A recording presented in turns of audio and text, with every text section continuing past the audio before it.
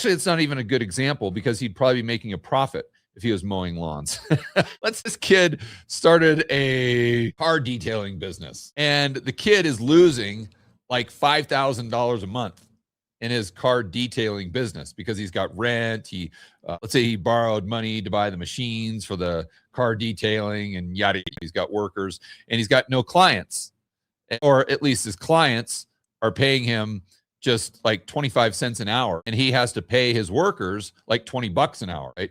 But his dad is the CEO of the kid's car detailing business. So the kid goes to buy the car, and they're like, no way, we're giving you the loan on that car detailing business. It's losing $5,000 a month. No way. But his dad comes in, whose only income is being the CEO of the kid's auto detailing business. The dad comes in, it's like, well, I'll co-sign.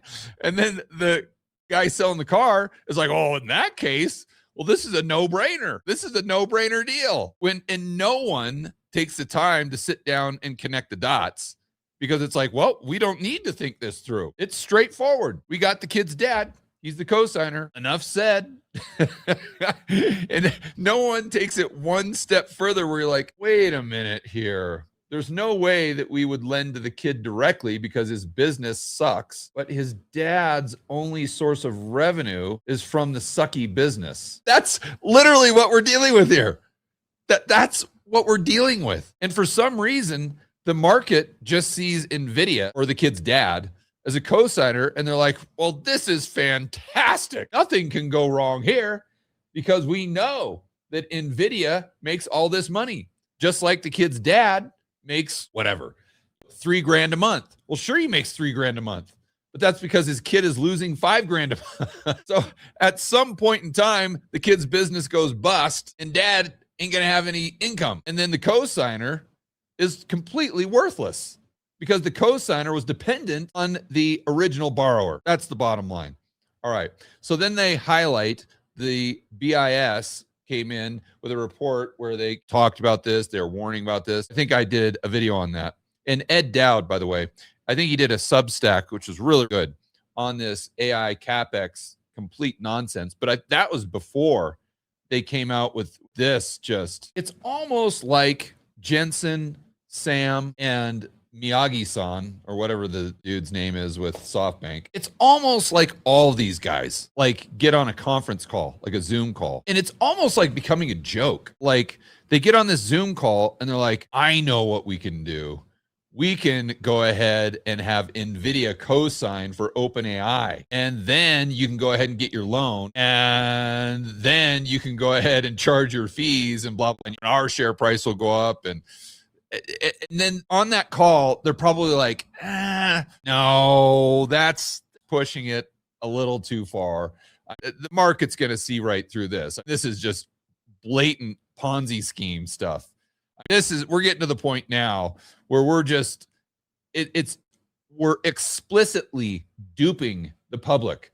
This is a ruse that they're going to see through. And then they like ponder for like a minute or two, and then Sam interjects. He's like, I don't know. The markets, they're pretty stupid.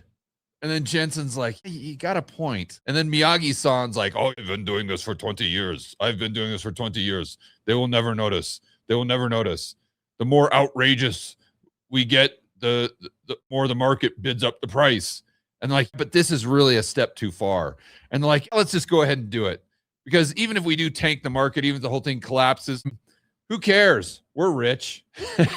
We've got no downside. And if the market does buy this ruse, then we can come back on the Zoom call next week and we can toast a whiskey and we can have a good laugh about it. Because it's at the point now where I think they're just doing it to entertain themselves. Like, I'm sure they're doing it to make money and there's no downside for them and everything. But on a certain level, I think they're like, let's just see how far we can push the absurdity just for like shits and giggles. Like, sorry if you got kids watching, but it has to be what's going on. Like, this could be an In Living Color skit. For those of you who are my age, that was the best comedic show of all time, right? This could literally be an In Living Color skit right now. So the question is, when does the market actually like connect the dots here and like, wait a minute, the pretzel goes around like this and it comes around like that, and then it goes around this side, but it comes right back to where it started, doesn't it? And I think that's another one of the things that makes the ruse last as long as it has, because it's not circular. So you just see the headlines, and if you just scan through, you're like, this doesn't sound right, but whatever. Anyway, let's get on with my day. But because they make it a pretzel, it actually, you got to think about it a little bit, and you come to the exact same conclusion. But let's go over to the CNBC homepage, because here is where rubber could be meeting the road. What I mean by that is NASDAQ down 0.21. And keep in mind, this is on a day, guys, when oil is down 7.6%. NASDAQ should be ripping right now. And remember, Google came out last week and they had negative $5 billion in free cash flow because of the pretzel financing, or what they're spending on it. And instead of the market bidding up their share price like it used to do, it's like, no, we're not playing that game. Homie, don't play that, right? Remember that one? That's basically what the market did to Google. And it was down like 8, 9, 10% on the day. And I think a lot of the high flyers, tech names, report earnings this week. So we'll have to see. But the point there is oil way down. You would expect NASDAQ to completely rip on this. And it's down. It was at the beginning of the day, by the way.